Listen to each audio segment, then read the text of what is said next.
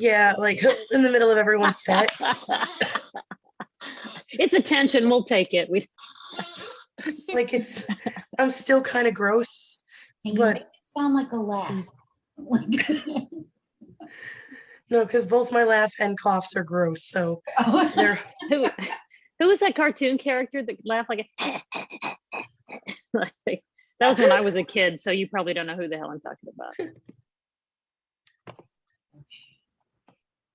Let's see.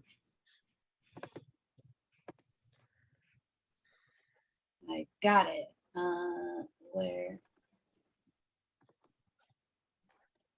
Where is Marni? Is Marni here?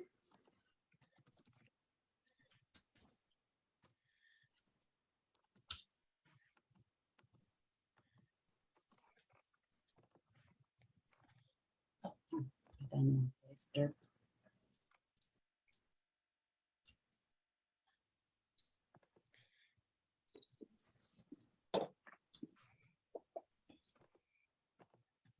What do you want? Let him talk.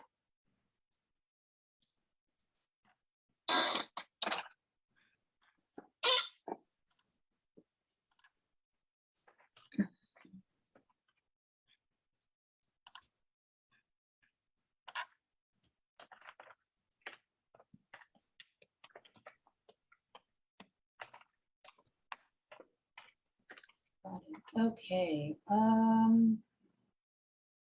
I'm guessing Marni is not showing up, which is really unfortunate because she's our first person. Oh, thank you. Are we missing? Are we missing someone else too? Did he say Marni was going to be on this? I think so. We're fine. It's going to be okay.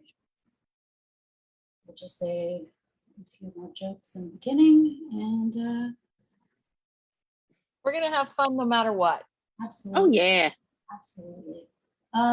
Hey Julia, do you want to do 10 instead of 8? Sure. I mean, yeah, I'll just pull some stuff out of my rear end. I've got a lot of stuff I cut, so I'll just throw it back in. Are we Oh, doing okay. light or how are we? I could do longer too. Marni said she couldn't get in with the Oh, passcode. I don't. Did she try clicking the link? Let's see. I typed it all in and it went through, so.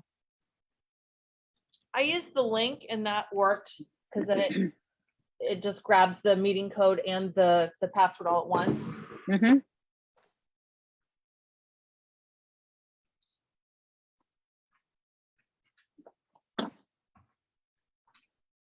Do this, Marni. You can do it. So assuming, I'm sure Marni will figure out how to get in. So you still want me to do 10? If we can get Marni in, you don't have to worry about doing 10. But I've got it. I've got it here. I mean, I planned my set for like 9 minus, but I can totally, I mean, I got stuff. okay, I'm okay with that. Okay. Whatever you're comfortable with. On my phone. No, I don't have my laptop cord. But other people did get in with the passcode, so maybe she typed it wrong or copied and pasted it with an extra space. Oh boy. Okay. I don't know how to get her in from that point. I'm not tech savvy, so. Oh, thanks, Danny. I'll keep that in mind.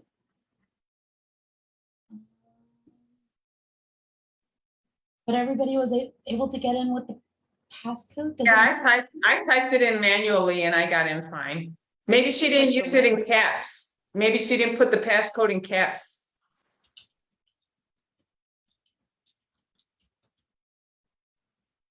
She's in.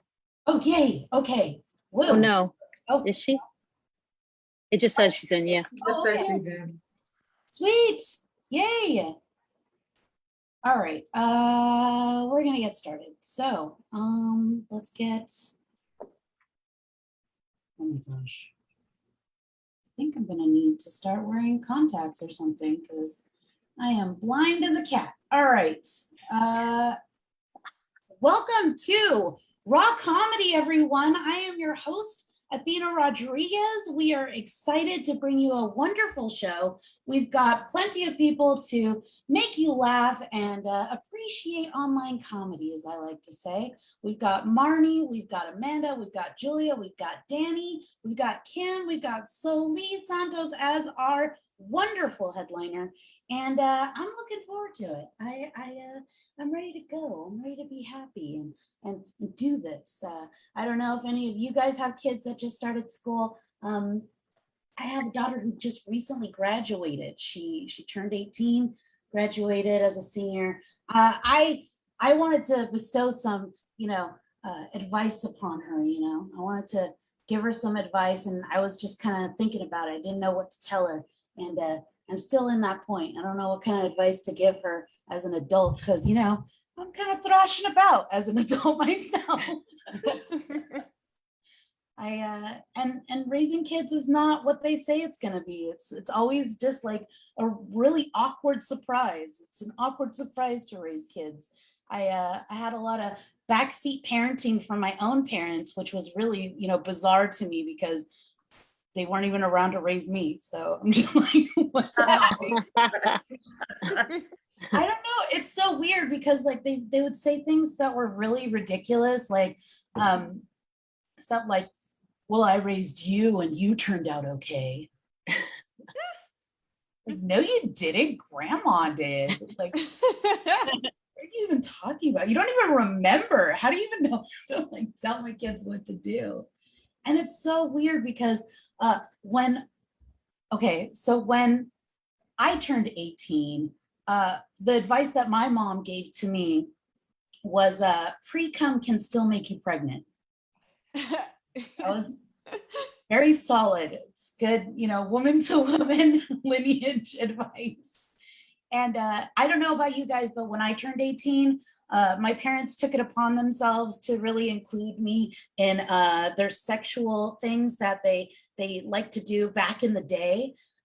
Like my parents would tell me, yeah, when your mom was younger, I used to, he used to go down there and do things. And I was like, okay, why are we talking about this? This is gross. What are we talking about? I know. He would tell me, my dad told me he would forcefully blow air into my mom's vagina to make her laugh. Call it a beaver blast. Right? Like at that point, I realized that I had gotten my sense of humor from my grandma. So yeah, my daughter's 18 now. I want to give her some advice. I don't know what kind of advice to give her. My son, when he turned 18, he actually moved out of the house, which shocked me because I'm a Latin mother, and I was expecting to have him around until he was 30. So very unexpected for me, very unexpected. And it was really cool the way he told me too. He was like, Mom, I just don't want to be a burden on you anymore. I'm going to move out. I'm like, Riley, that is the most adult thing you have ever said. He was like, yeah, so I'm moving across the street to grandma's house. It's not that much of a shock for myself. I have time to like wean myself off of being like, in charge of everything when it comes to my son.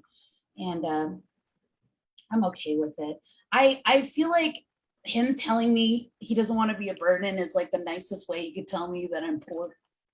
I feel like that's the nicest way you could tell someone you're poor. And it's so crazy because when I was a kid, I didn't realize that I was raised in poverty until I spent the night at a friend's house and tried to make a snack for us. And I came home super pissed at my dad, and I was like, why didn't you tell me that we were poor?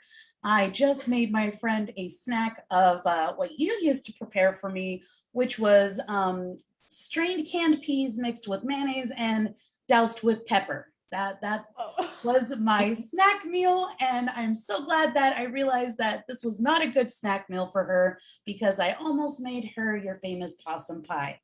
Look, everyone, we're going to have a great show, and I know that you're going to have fun. We have our first person, I don't want to say person of the evening. That sounds kind of weird. But our first comedian of the evening, and I'm not sure if she's ready to go. We've got our camera off. Oh, I see she's having a problem with connection. So we're just gonna go to our next comedian, our next comedian. Sorry for the shininess. Look, I'm auditioning for the next role of Mannequin 3. We're gonna move along. Hey, our next comedian is Amanda Casey, and she's a comedian born in New York and now residing in Orlando, Florida, who is a proud mother of a four-legged ginger named Luigi. You can catch her next week at the Broadway Comedy Club and in Providence, Rhode Island, performing with Last in Line Comedy. Everybody put your hands together for the lovely Amanda Casey. Yeah. Hi. Hello, everyone. Yes, Athena, I can relate to my dad saying weird things. I live with my dad right now. I'm live with my dad in Florida. Things are going great for me. But he's gotten really into all of us taking vitamin D, and he hand delivers it to my door every night. And he'll walk up and he'll knock and go, "Hey, Amanda, it's Daddy D time." Oh no. Oh no. And he knows I fucking hate it, which is why he continues to do it. But yes, like Athena said, my name is Amanda Casey. I grew up in New York, and then I moved to Florida because that is what you do when things are going great for you in any place. You move to Florida. This is going to be my second time at Broadway Comedy Club, which is great because my mother has always dreamt of me being on Broadway. I don't think this is what she meant. She's gonna just have to take what she can get at this point. When you live in Orlando, Florida, you work at the theme parks. That's just what you do. And I work at the one, I'm not gonna say which one for legal reasons, but there is a castle. So take with that what you will. It's the stormy season at the castle place right now. And a lot of people don't realize how big our storms get. And I work outside, so at least once a day from the months of May to November, I have to actually shelter for my own safety from lightning. And as I'm running from where I'm going to my lightning shelter, there's a big crack of lightning in like the back of the park. And a guest turned to her husband and she said, "Oh my God, they make it look so real." And I wanted to be like, what do we make look real, bitch? Nature? God, get inside.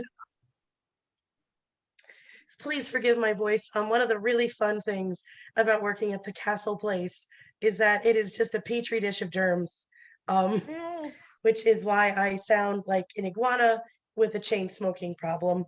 And I do apologize for that. But and people, they wear the weirdest things to the theme parks, like just the weirdest t-shirts. I saw a guy walking through Fantasyland wearing a shirt that said "Spread your love, not your legs." Oh. To which I'm like, motherfucker, this is Disney World. What do you think is gonna happen here? My God, the only thing being spread here right now is COVID-19. Oh, right. I'm gonna lose my job for that one eventually. I have another favorite theme park down here in Central Florida. It is called the Central Florida Behavioral Facility, Oh, no. where I got a free 2-night stay. Just kidding. This is America. It was not free, but I did get a 2-night stay there. And I feel like people tell me I shouldn't make fun of it, but in hindsight, it was kind of funny. Because I went in thinking I was gonna be like living in the movie Girl Interrupted, and I was like just getting ready to be dragged off in a straitjacket. My first night there, the nurse invited me to the day room where we ate Oreos and watched Daddy Daycare. I had a great time. It was like daycare for depressed adults. Like I had no complaints when I left. My father, when he came to pick me up, he was like, "You seem a little disappointed about leaving." And I was like, "We don't have adult coloring books at home, Dad." That is how I ended up moving in with my parents at the ripe old age of 28. Because it turns out when you go to that theme park, your family gets kind of worried about you. And when I moved in, I was like, you know what, fine, fine. I'll stay for a little bit. I'll save up. I'm sick of roommates. Save up to get a 1 bedroom apartment. I'll be out of here in a year. That was in February of 2020. And as you may know, theme parks do not usually operate during the height of a pandemic. Unless they're in Florida, where we definitely do, but we pretended not to for a little bit. So I'm still living with them. And now I like it. But something that they don't tell you about growing up and remaining with your family is that they're still my parents, but they're more like my weird, like boomer roommates now. And I have to get to know them as adults. Like I can't, like they're not like kids anymore. I'm not a kid anymore. They're adults. And I'm an adult. I feel like I'm getting to know them for the first time. My father and I could not be more opposite if we tried. We have extremely different political views. Oh, He watches a lot of OAN. Like it started with Fox News, which is like the soft stuff, but now he's transitioned into OAN, which is like heroin for boomers. Now he watches it 24/7. But apparently, I've managed to also influence his opinions a little bit. So I've started calling him Woke Tommy. Because a few months back, I was making dinner in the kitchen after a long night at work. And he was like, "Amanda, I want to talk to you about something." And I was like, "Okay, shoot." He was like, "I just want you to let you know I can get behind medically needed abortions." And I was like, "Okay, different, sure. What's okay?" And I'm thinking, "Oh, I got him. I did this. This was me." And then he finishes the sentence with, "Yes, but I cannot support the recreational ones." right. Recreational abortion? Yeah, that. And then he goes, I was like, "I want you to tell me what that is when you get one for fun." So the thing no one ever does. Okay, great. Good to know. And now we just don't talk about it again. Living with these people, it gives me a lot of anxiety, as you can imagine, a lot. I was seeing a therapist for a while. We got on really well. And then out of nowhere, one day in the middle of a session, she told me that Alexandria Ocasio-Cortez is a Russian spy sent by Vladimir Putin to Oh, no. infiltrate the government. And now I don't have a therapist anymore. So just to recap, in the last year, I live in Florida. I live with my parents, and I no longer have a therapist. So again, like I said, we're doing great. But when I was still seeing my therapist, she asked me if I would ever consider medical marijuana as a way to cope with my anxiety. And on paper, that is a great idea. I do not respond well to marijuana. Um, I found out the hard way, drugs do not always make you calm or cool. Sometimes they make you terrible to be around. Um, I ate an edible for one of the first times in my old apartment. I had a fantastic roommate. He did deal drugs out of my apartment, but he was clean. He kept to himself, and he always paid the rent on time, probably because he was dealing drugs out of my apartment. But he was a nice guy. And for Christmas one year, he gave me a pot cookie, which no one told me to not eat the whole thing.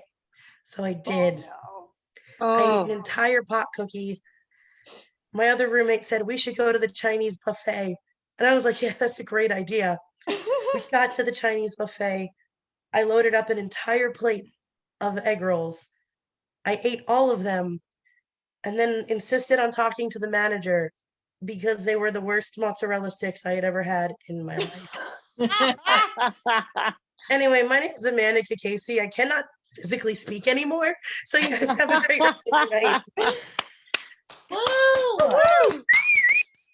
Awesome, awesome. Good work, Amanda. Hey, if you want to tip Amanda, I put it in the comment section in the video on Facebook.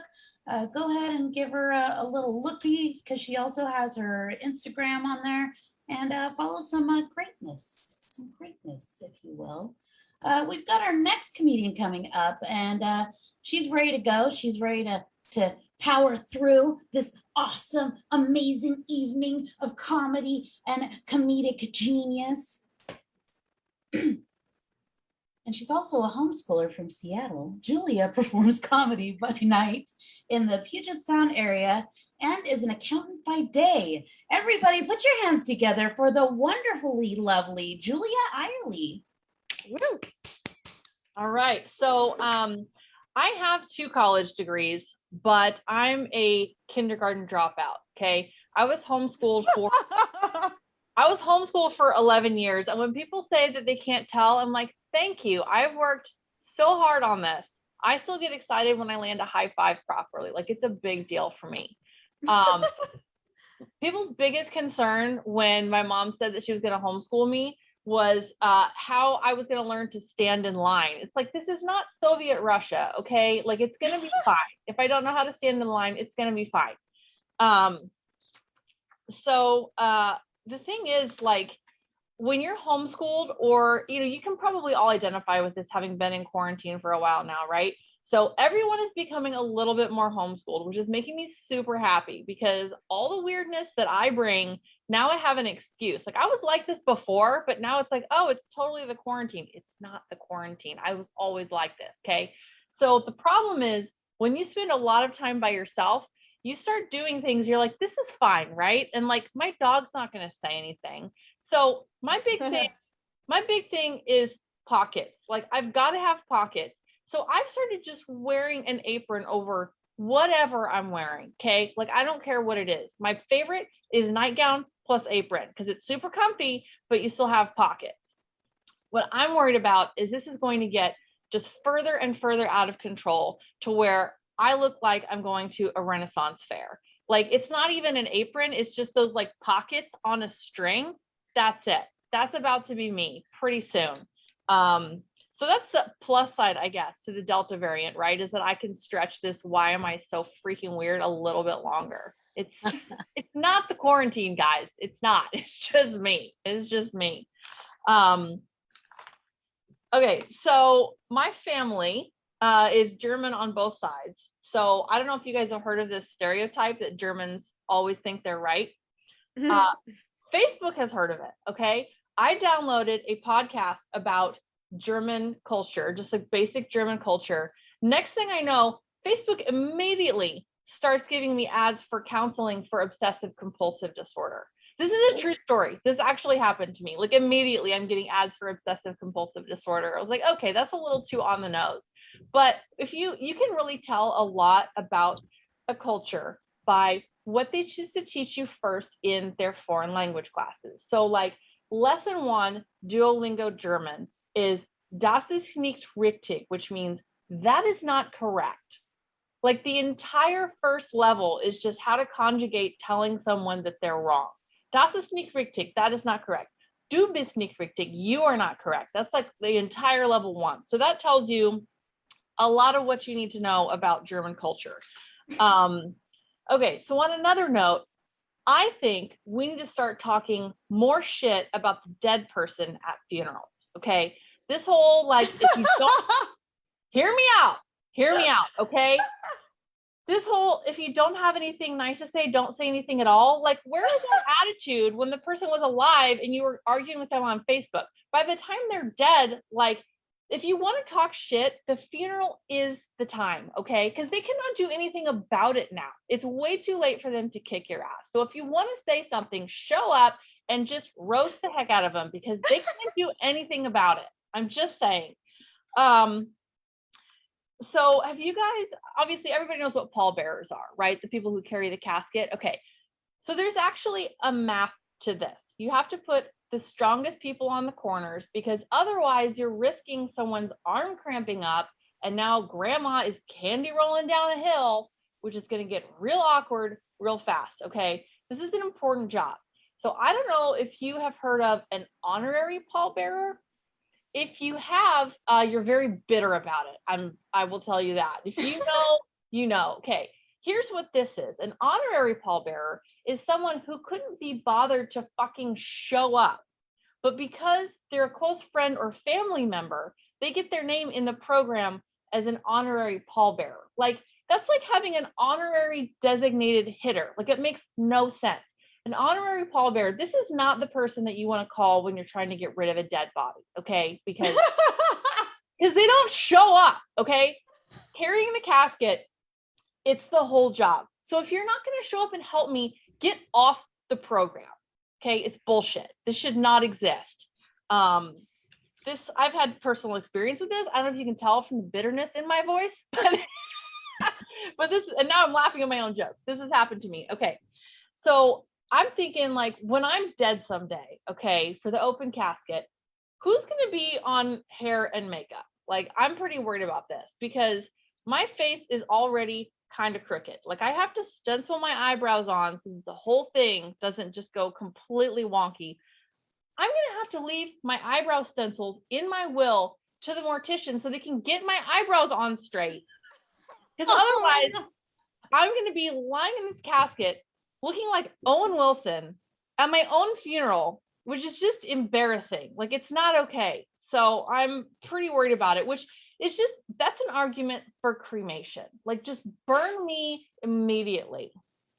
Just get it over with. I don't want any part of this. So I'm not almost dead. Okay. I'm 37, which is not that old, but I cannot get away with all-nighters anymore. Like, visually speaking. Okay. I'm like eyeliner in an electric pencil sharpener trying to like make myself look half awake. And I've spent up to, like, I think the most I spent was like $150 on moisturizer. I'm like, this is crazy. Like, it's cheaper to just rub money directly on my face, which I know, like, paper money, it's kind of dirty, but the cocaine in the American money supply is really good for dark circles. So, like, don't knock it till you try it. It's a really good idea.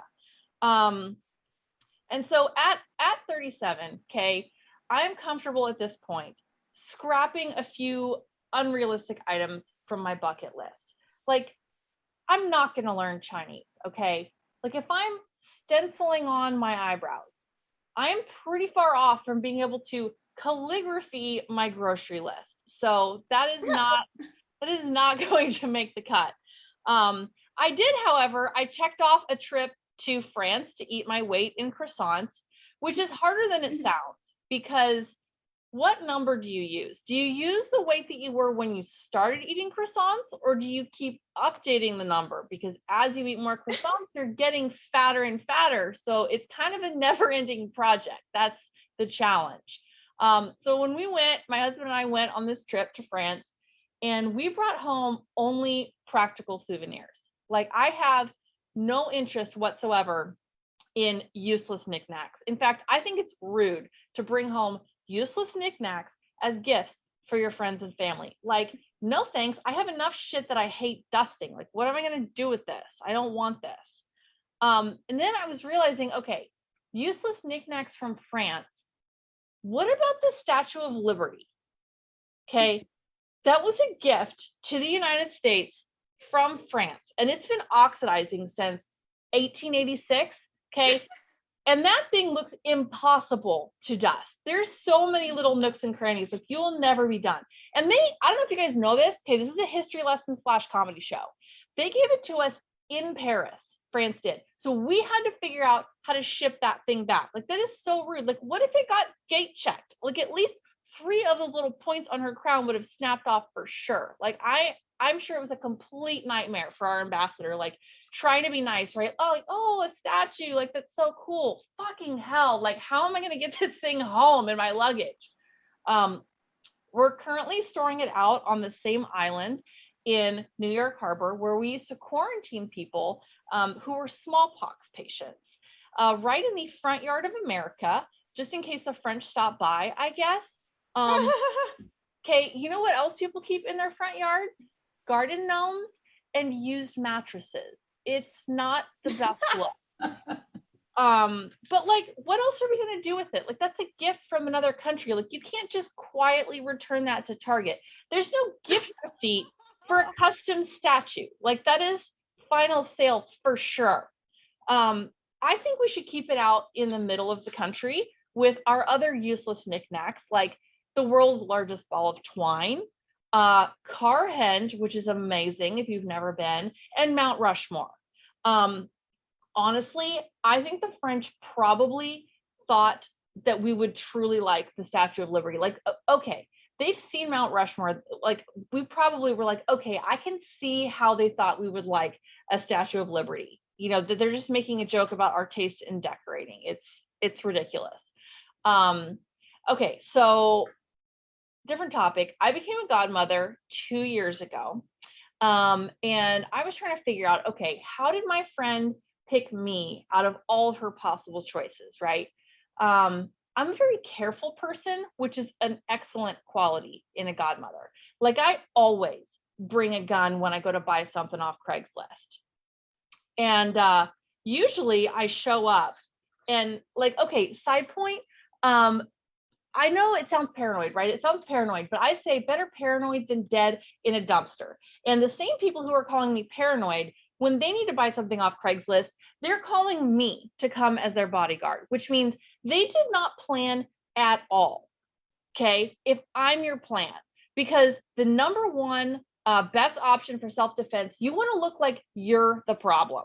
Okay, this is on my list to try to look terrifying. It's on my goals for 2021. It's not going well. So the backup plan is bring a handgun. Okay, so usually I show up and it's some lady who's, you know, twice my age, half my size, trying to throw in a free kitten with the deal. I'm like, okay, maybe the extra magazine of 9mm hollow points was a little bit much, but you never know when all of a sudden you're going to show up to some seemingly routine Craigslist purchase, and now all of a sudden you're in a gunfight in a Home Depot parking lot, thinking like, holy crap, I'm so glad I splurged on those night sights, because I did not want to go out like this in a Home Depot parking lot.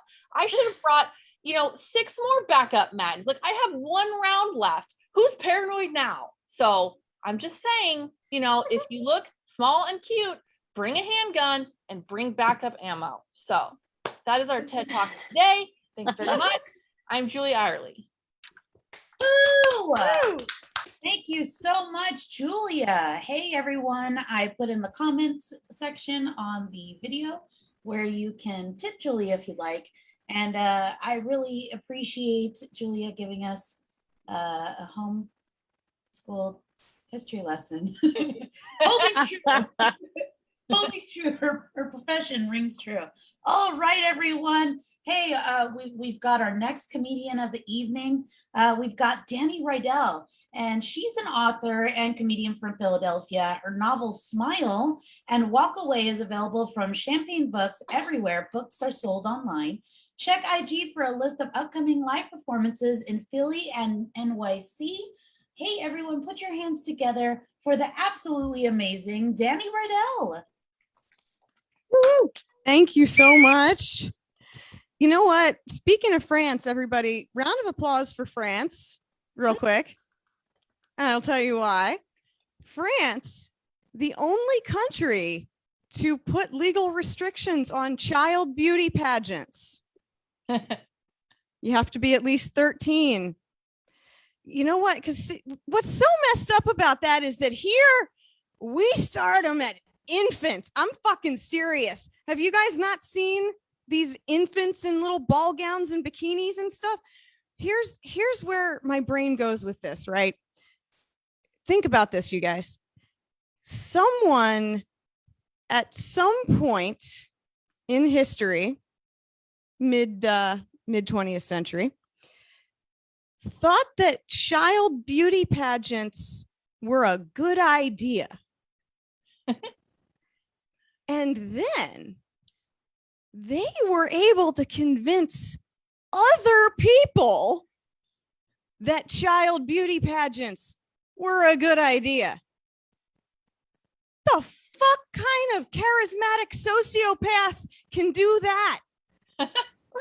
like, I'm sorry, but I personally think prepubescent girls walking around in bikinis is objectively morally questionable at best. I mean, like, somebody actually was able to convince people en masse that something objectively horrible was like totally fine. I guess Hitler did that. So ugh.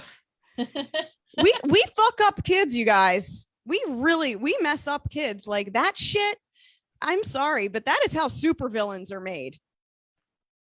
That is how it starts out. And I'm Jewish, so to my people, our supervillain is Marjorie Taylor Greene. This woman, you know, childhood trauma can get a little sympathy out of me for so much. You know, I mean, a lot of these supervillains had hard childhoods, like Voldemort. Horrible childhood. But Marjorie Taylor Greene, for the shit she says, it's like, what the fuck happened to you, lady? Marjorie Taylor Greene is the adult that you would get if JonBenet Ramsey had lived. Oh my God. Oh, no. This crazy woman is comparing the plight of my grandparents, my great grandparents in concentration camps to people having to wear masks. Which may be the most offensive thing anyone's ever said, ever.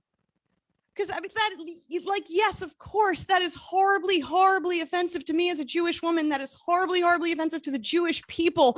But like that statement that she made, that's also offensive to the people who ran the concentration camps. Like Marjorie Taylor Greene's grandma was probably there too. And she's just like, Marjorie, is that all you think we did? God, man, I get angry a lot. A lot of things make me really fucking mad. Like Jeff Bezos. Did you guys know that Jeff Bezos went to space? Because he came back and bragged about it. Like, but here's the thing. Jeff Bezos rode to space on his own giant dong. By the way, something no woman has ever done. And he came back and bragged about it. Yeah, Jeff Bezos, you were in space for 11 minutes. And also you were like just barely in space. Like, I mean, literally, like if the line is here, you were like, right, you're like just barely fucking in space. You guys, so Jeff Bezos going to space for 11 fucking minutes, barely into space and coming back and bragging to us about it. That's just like if any one of you were to go to fly to Spain, hang out in the airport for 11 minutes, and then come back and talk to all your friends about your magnificent trip to Barcelona. You know, no. Jeff Bezos, you were in space's airport. Please. And I'm sorry, Jeff Bezos, but I have to say this to you. I have to say the meanest fucking thing anyone can ever say to Jeff Bezos ever. You, sir, will never, ever be Jean-Luc Picard. That's hitting him where it hurts. Yeah. So yeah, I get angry at a lot of things. Every time I turn on the TV, I get pissed off. And when I see shit like The Bachelor, why is that a show? It's a game show about polyamory. And the grand prize is monogamy. I don't know. I think one reason that I get angry a lot is maybe just low blood sugar, you know, and because when I get hypoglycemic, I feel like I just get really angry a lot, and I don't like to prick myself. So if I need to check my blood sugar and I'm feeling really pissed off, I just check my browser history for the last time I Googled Thanos was right. Basically. But the other thing is that I'm an alcoholic. I'm sober. I have been sober for 3 years now. Thank you.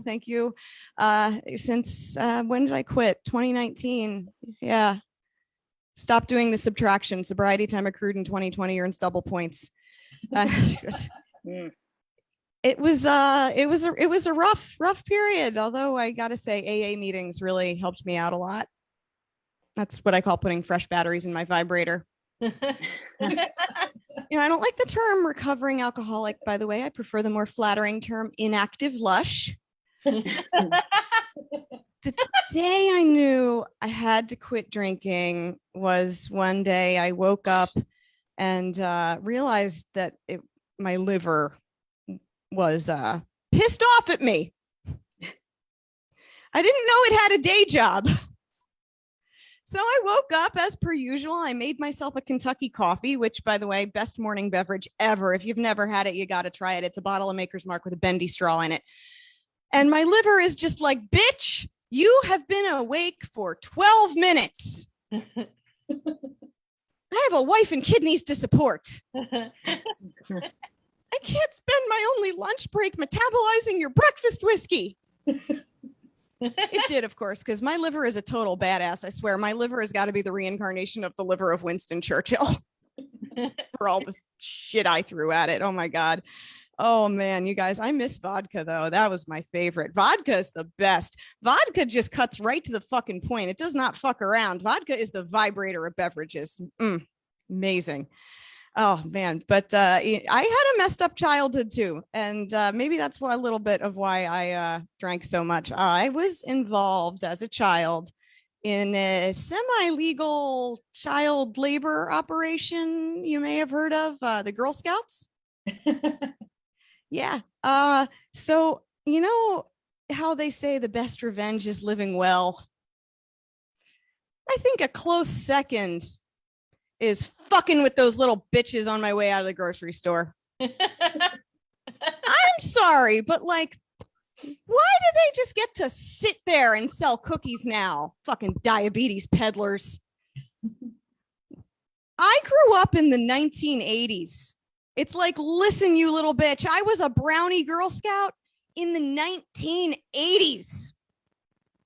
I had to Willy Loman that shit. Door to door, uphill, both ways, in the snow. And you're just going to have the gall to sit there and tell me that you won't accept Bitcoin? It's okay, honey. You don't have to know anything about that. Most people's understanding of Bitcoin is on par with Mike Pence's understanding of the female orgasm. All right. But yeah, no, it's tough because you look at that and you think back on what I had to do. That was dangerous. Going door to door in the fucking 80s and like, okay, I'm only 5'2" now at age 40. Like when I was little, like I was a very abductable child. Okay. And I risked being abducted and like, I don't know, chained to a furnace in someone's basement forever for a goddamn merit badge. You know what that would have meant? I'd have had to spend the rest of my life in the suburbs. Oh man. Another messed up thing about childhood. And you know what? I have a theory here. You know who else is an alcoholic besides me? Literally every Disney princess. Their childhoods were messed up. Those women have some trauma to drown. Okay. Like Cinderella. Oh my God. This poor girl. She didn't need a fairy godmother. She certainly didn't need a prince with a foot fetish. Cinderella needed child protective services. You can't watch a Disney movie like that as an adult and enjoy it because you're just thinking, which princess is going to have which PTSD symptoms when she's in her 30s? Snow White? Yeah, her mental health is great right now. Her stepmother resorted to murder for hire. 35-year-old Snow White is somewhere right now crying her eyes out, yearning for parental approval and absolutely shit-faced on Angry Orchard. Sleeping Beauty. Not like there's any consent issues or anything involved. Kissing a woman who has the word sleeping in her name. Oh, God. At least the prince who kissed Snow White thought she was dead. Oh. Great way to start their marriage. Yeah. Then there's Ariel, Little Mermaid. Had her own set of issues. Little Mermaid was a hoarder. She had a cave in the ocean where she kept all the garbage she collected that reminded her of the guy she had a crush on, and sang adorable songs about it. I have a theory about the Little Mermaid. I think this problem got worse at the end of the film when she married the prince and moved into the castle, became human. Because hear me out. The Little Mermaid gets legs, right? Which means she also has like a clit now. Well, no, she must have always. I mean, the mermaid clit is like, there's a scale in front of it, but like, it's there. And that's why in mermaid lore, you always see drawings of them following motorboats around like this all day. So, that Ariel now just has a room in Prince Eric's castle where she's hoarding her vibrators and still singing about it naturally. Look at this stuff. Isn't it neat? Eric thinks that one massages my feet. I've got rabbits and dildos aplenty. I've got bullets and rockets galore. You want Hitachi wands? I've got 20. I do actually, I like Marvel movies better than Disney movies, I gotta say. I actually have a game I like to play when I watch Marvel movies. I like to play Fuck, Marry, Kill with the Avengers. So last night I was watching Age of Ultron and I'm like, okay, who's on the screen? I'm going to play my game here. So I'm like, okay, Captain America, Iron Man, and the Hulk. Fuck, Marry, Kill. So you can't fuck Captain America unless you first marry Captain America because he's so fucking annoyingly wholesome, right? So you don't want to pick fuck for Captain America because then you just waste your fuck choice. And I personally can't marry Captain America because he's so fucking wholesome he won't even say the word fuck. So I don't want to spend the rest of my life with a dude who's going to stand behind me all the time and go language every time I fucking say fuck and just always have to be screaming, shut the fuck up, Steve. God. So I have to kill Captain America. Iron Man. I would fuck the shit out of Iron Man. But I can't marry Iron Man. Can't marry Iron Man because Tony Stark is an engineer. My first husband is an engineer. I can't marry another engineer. I could fuck another engineer. They are magnificent in bed. They, lots of attention to detail. They take instruction very well. They're weird to live with. So can't marry Iron Man. Well, fuck Iron Man. Which brings me to the Hulk. I have to marry the Hulk. Of course I do. I'm a Jewish girl. If I don't marry the Hulk, I'm going to have to spend the rest of my life listening to my grandmother go, why didn't you marry the doctor? I do make fun of my first husband a lot, and I actually kind of feel bad about it because my first husband is really a very nice guy, actually, as first husbands go. That's why we're still married. He may not be a doctor, but he talks to his mother like he's Captain America, and he fucks like Iron Man.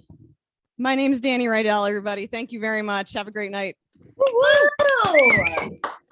Thank you so much, Danny Riddell, everyone, giving us some very interesting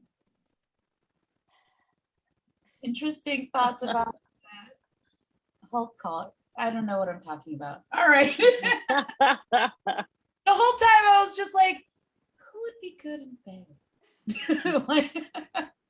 All right, everyone. Hey, thanks for sticking with us and watching this amazing show. We have another comedian coming up front. I hope you're ready for this powerhouse of comedy still, going on as usual. Look, I don't know what I'm saying half the time. I feel like I get possessed by a very hyper person. But this next comedian, her Midwestern charm and filthy mind have led to comedy success at the Comedy Store, Second City, and Birthday Comedy Festival. Give it up for Kim Klevinger. Woo-hoo! Woo! Hi, everybody. It's good to be here. I'm Kim Klevinger from Kansas City. And in case you can't tell, I'm from Missouri. I bought this dress at the Bass Pro Shop. If you go past the firearms and the fishing tackle, you'll get to the slutty section. That's where you got this. Yeah. And I also want to be clear, I am not Marie Osmond, and this is not a Nutrisystem commercial. It could have been, because I lost 85 pounds and got in the best shape of my life. Thank you. And then got locked in the house by myself for a year and a half. Hell, I wish I would have heard Danny's set so I would have known so much about vibrators. They would have come in handy during lockdown. I haven't seen a dick in a year and a half. If I would have known the pandemic was coming, I would have lowered my standards a lot. I would have given it up. Yeah, I don't know. Did everyone see Will Smith's post in his underwear about, confessing his pandemic pudge? I'm in the worst shape of my life. This kind of shape the rest of America wishes they were in. And then it started this thing, Big Willie's challenge. All of these A-list actors and comedians are in their underwear, taking their picture, talking about the weight they've gained. You guys, it all looked good to me. I've been alone for a while, And so Will Smith's been doing Big Willie's challenge online.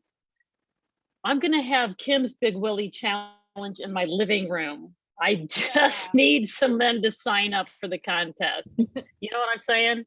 So I'll get you all a ticket for sure. I'll get you a ticket for sure. And I actually prefer dad bod.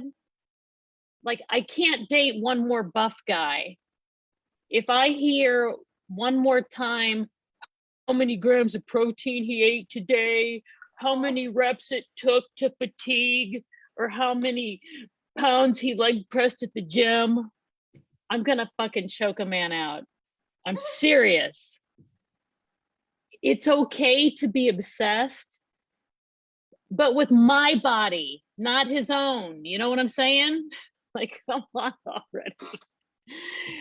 And I'm happy to be back on a Zoom show, on our COVID safe Zoom show. But all of this Zoom shit is starting to look alike. Like, I can't tell a comedy show from a recovery meeting anymore. Yeah. Anybody else go to those meetings? Yeah, put your hand down. It's anonymous. No, I'm just kidding.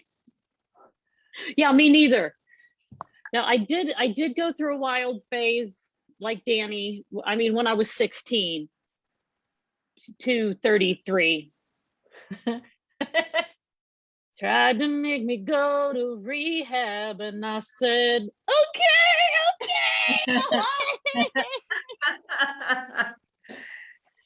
I haven't had a drink in 20 years. Thank you. I also haven't woken up in jail or naked with a random stranger in 20 years. I'm starting to think they might be related. I don't know. But sobriety did ruin my sex life. I actually have to care about the person since I'm going to remember it.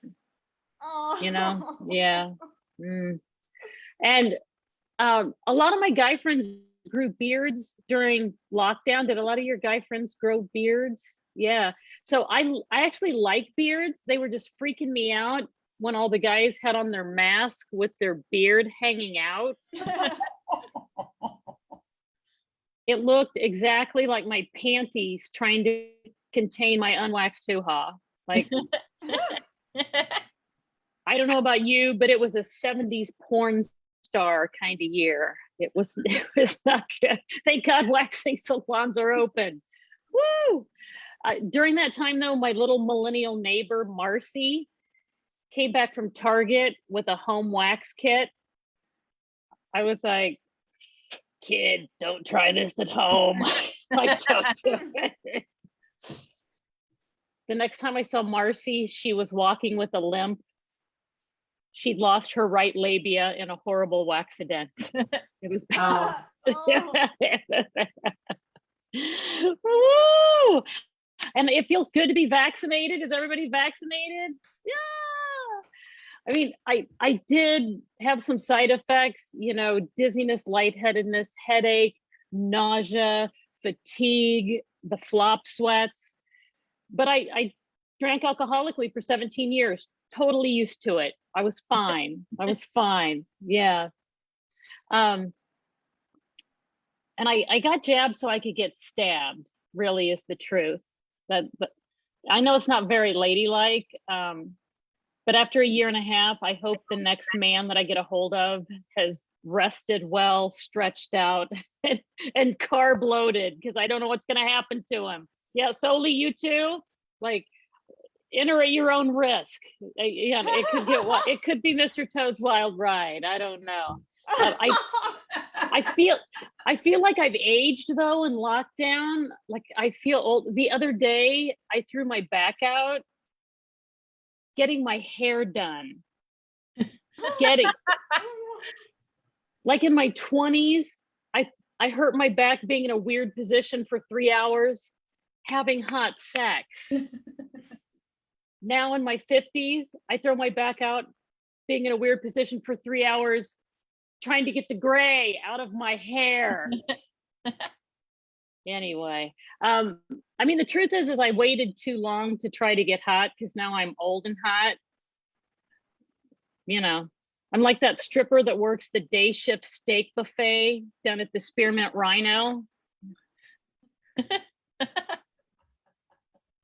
Hot in the low light from a distance. Oh God. It's true. I have been thinking about getting vaginal rejuvenation. Ladies, has anyone had their, but I want to make a deal. If I'm going to get my vagina done, men my age have to get a scrotum lift. I hate to break it to you ladies, but the older they get, the lower their balls hang. Yeah, and you have not been traumatized until you've had slappy balls on the back of your thighs. Yeah, I'm pretty sure that slappy balls caused my midlife crisis. They did. I got a really young boyfriend and bought an expensive luxury car. I became a cougar and a jaguar. Yeah. Thanks to the pandemic, I'm now just a comic in a Kia. Oh. Yeah. But I don't know why people make such a big deal out of older women dating younger men. Like my ex-fiance was 15 years older. Everyone was like, oh, you're a lovely couple. I started dating Justin, who was 17 years younger. Everyone flipped out. My best friend Patricia was like, oh my God, Kim, he's the same age as my son.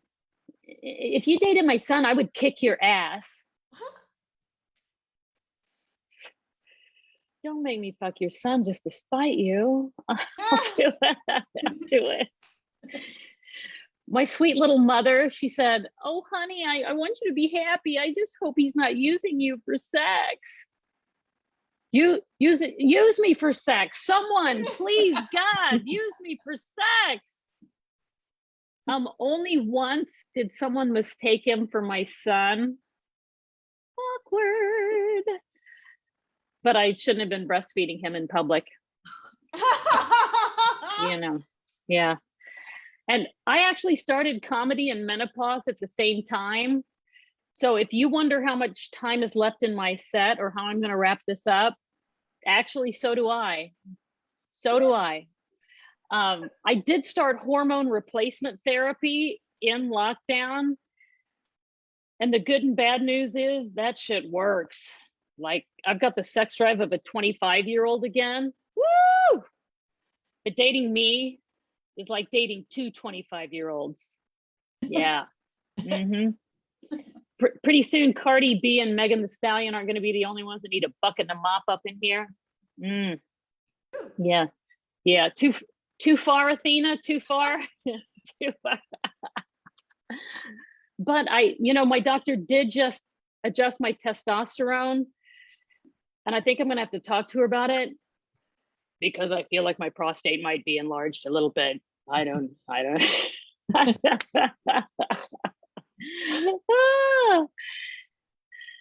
Oh, you gave me 1 minute. Okay, why don't I wrap this up then? Woo! So you guys, I'm seriously not as vain as I used to be. I mean, I pray and meditate. I eat super clean. I hike and do Pilates. I don't drink and smoke. I do a couple things to feel pretty. I mean, I get mani-pedis, get my hair done, facials, Botox, Juvederm, boob job, tummy tuck. I was thinking about getting butt implants, but I didn't want to seem shallow or vain. I want to love myself exactly the way I am. So thank you for loving me exactly the way I am tonight. I'm Kim Klevinger. Thanks for being here. Woo! That was Kim Klevinger, everyone. And don't forget to check the comments on the video so you can see where you can follow her on Instagram, as well as give her a tip because she is pretty damn awesome. Hey, Kim, I can relate to you on feeling sexier later in life. I honestly, I think I might be a late bloomer. I think it's just going to set in a little bit later. Eventually. All right, everyone. Hey, thanks for sticking around. We've got our headliner coming up, but I just want to say bravo to the ladies who have been, telling these amazing jokes and having such a fun time. We appreciate all of you, and thank you so much for being here. And I just want to reiterate that Suitman Productions is on Facebook, so go like or follow their Facebook stuff, follow their Twitter, and check them out because they do offer a lot of inclusive shows for you. I'm not quite sure of the stuff that's coming up, but I know that there's a lot of stuff that Dante is working on, like autistic podcasts and stuff like that. So moving along to our much awaited and delightful headliner, a Chicago native. She began performing as a stand-up comedian and has been featured at the Chicago Laugh Factory, Zanies in Chicago, the Schaumburg Improv, and featured in the 2019 Keena Thompson's Ultimate Comedy Experience in Chicago. You can check her out in the Amazon Prime film, Enter the Mollusk. Or look for her on IG, Facebook, and Twitter. I will link that in the comments, so check it out. Everyone put your hands together for the absolutely wonderful Soli Santos. Thank you. Thank you so much. That was such a lovely intro that I wrote for you. Thank you very much. Kim, I completely relate to you about the you're just ready, and so am I. And this year started off, the pandemic started off with me living with my boyfriend. By the end of after about a year, I told him that I wanted to take our relationship to the next level. So I broke up with him. I moved it on. out. But I also can relate, Kim, to the age difference in the gentleman that I am now dating now. I am, it's funny because when you're in your 20s and you hear about older men dating younger women, and you're like, what a sicko. What a sick perv. And then you become a sick perv because my ex-boyfriend was 12 years younger than me. So, hey, so I get it. And what I find is that I'm for these guys. They're just ready and willing to deal with Somebody who's willing to sit on their face and they don't care how old you are, as long as you're not so much so that you would suffocate them in the process. You know what I mean? Like they really want the flexibility. But it's interesting because, like I said, my then boyfriend and I, we were already living together when the pandemic hit, and the pandemic definitely affected our relationship, the way we communicated with each other started to change. Like for example, one time he had bought a small box of individual packets of hand sanitizing wipes, right? And it was like maybe like 25 in the box. And he came up to me and he said, "How many packets of hand sanitizer do I need to give you in order to get some ass tonight?" And I was like, "I'm packet of hands? 10. I need 10. Give me 10. And he was like, 10? 10 packets? That's a lot of packets. What can I get for 3? I'm like, what do you get for 3? I'll jiggle your balls for like 2 minutes. You get what you pay for. Okay? This is the quality you're with. Come on now. You know, like I said, the way we communicated with each other definitely changed. You know, like another time I went to make a sandwich and I realized that all we had left was the butt of the bread.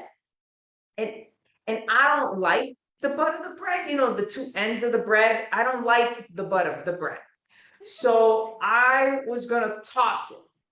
But before I tossed it, I thought to myself, I don't know, maybe he might want the butt of the bread, right? So I asked him, I said, "Hey, do you want to eat this ass?" And he was like, "Sure, unless you're going to." And I was like, "You know I don't like that." So he made a sandwich. This is how we were talking to each other back then. You know, interesting about also, Kim, you had mentioned about like how you're tired of dating guys with 6 packs and you want a dad bod. And I don't want a dad bod. I know I am in the minority when I say this, but I figured out why women in general want dad bods, because that means if you're with a physically fit guy, that means you're like, shit, now I have to go to the gym because he doesn't have a gut. And I have a gut. This ain't gonna work, right? Because then that means sex has got to have the lights out, right? I am a former competitive bodybuilder. Okay. I've trained in MMA and I used to be a personal trainer in the before times. Okay. So the way I feel for me is that motherfucker better be putting in as many hours in the goddamn gym as I am. Okay. Right. Okay. Because if he's not, he's going to start. All right. He's going to start. I used to date this one guy who dad bod. Had a dad bod, and I was cool. You know, I was cool with it. You know, I was dating him for his personality, right? And this was an individual who had such a dad bod that said to me one time, "If I could eat pizza 3 times a day, 7 days a week, I would do it." That's how much of a dad bod this guy had. This is a dad bod that we one time, a legitimate argument ensued because he was mad at me that we hadn't gone for pizza for 2 whole weeks. gone for pizza for 2 weeks. And I was like, well, then go for pizza. To go for pizza. Go for pizza. Okay? You want pizza? Eat your goddamn pizza. You don't need to eat it with me. For pizza. This was a legit argument that him and I had. So my last boyfriend, then at the gym that I was working at, right? What better place? Okay. So this one has a six-pack, the six-pack that you were talking about. I swung that pendulum from the pizza man all the way to another level of lunacy that I was not prepared for, ladies. Okay, I'm all about fitness. So, but I'm not every day, okay? But I want pizza for a while, okay? Delicious pizza, the ground chicken and oatmeal. What is a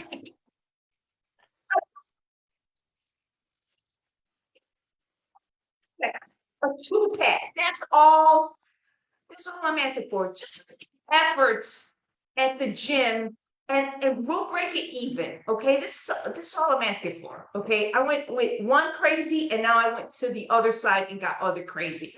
And so like I said, I met him at the gym that I worked at, which was really convenient because like I said, he was 12 years younger than me.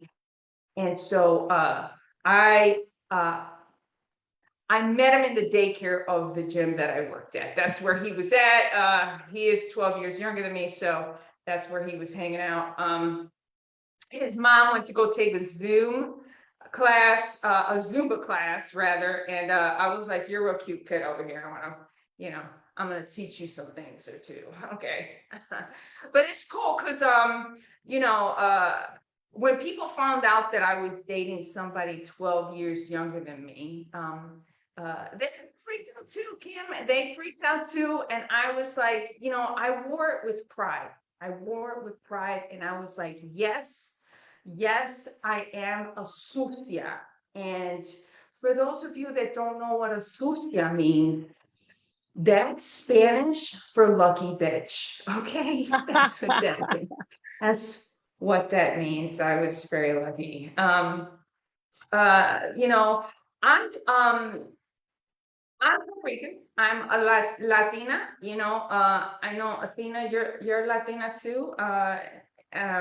I don't know if there's any other pale-faced Latinas in the house tonight. I'm gonna assume it's just me and Athena, but but that's cool.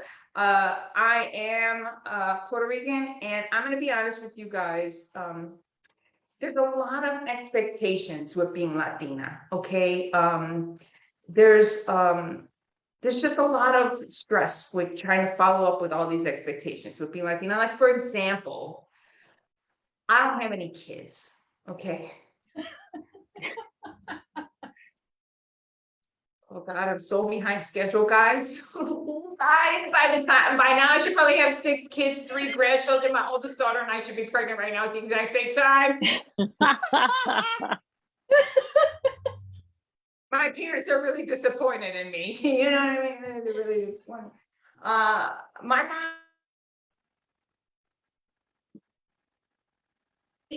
till I was a bit older before I settled down and got married, and now I think she thinks she was like, this so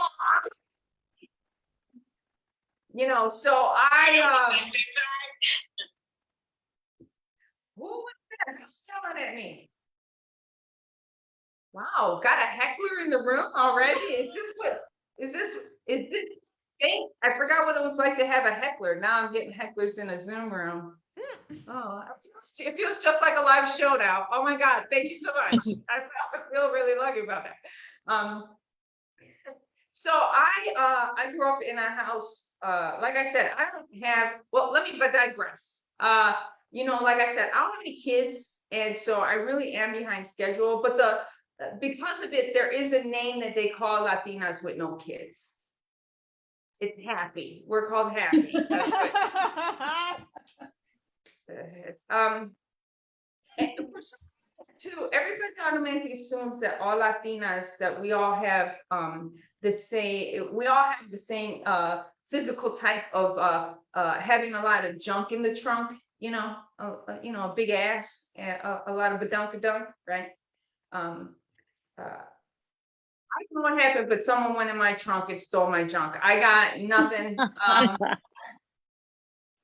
I don't know where it went. I had some junk in my trunk in my 20s.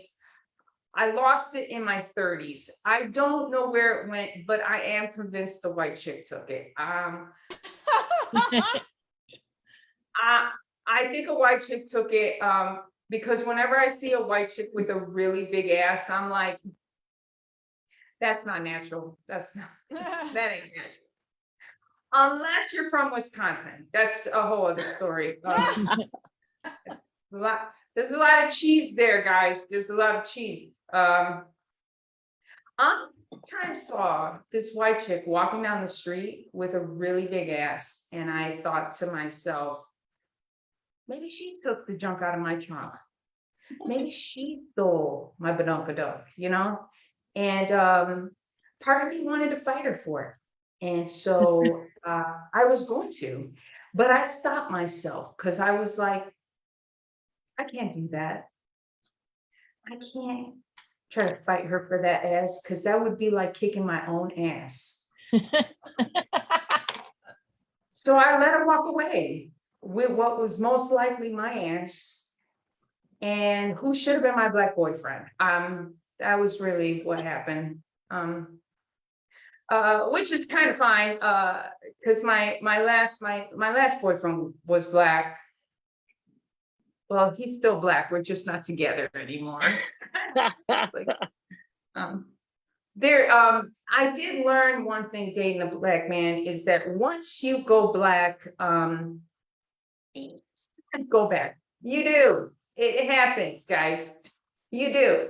And I always know when that joke doesn't work, it's always in a room that doesn't have any Black people in it. Always in a room that doesn't have any Black people in it. I am a little bit of a tomboy. I grew up in a house with 3 brothers and no sisters, and with a Puerto Rican dad and 3 Puerto Rican brothers. That is like growing up with 40 dudes, okay? The machismo was intense, okay? Machismo was intense. And for those of you that don't know what machismo means, that is Spanish for toxic masculinity, okay? Toxic masculinity. There was so much testosterone in my house, growing up in my house, that my mother took me to get my mustache waxed at the age of 6. So she just didn't want me to get made fun of by the first graders. At 7 years of age, my brothers were in sports. And so I wanted to be in sports after school sports. So I told my parents, them that I wanted to be in an after school sport activity, but I didn't specify a sport. I assumed my parents would put me in something cool like gymnastics or soccer. They put me in bowling.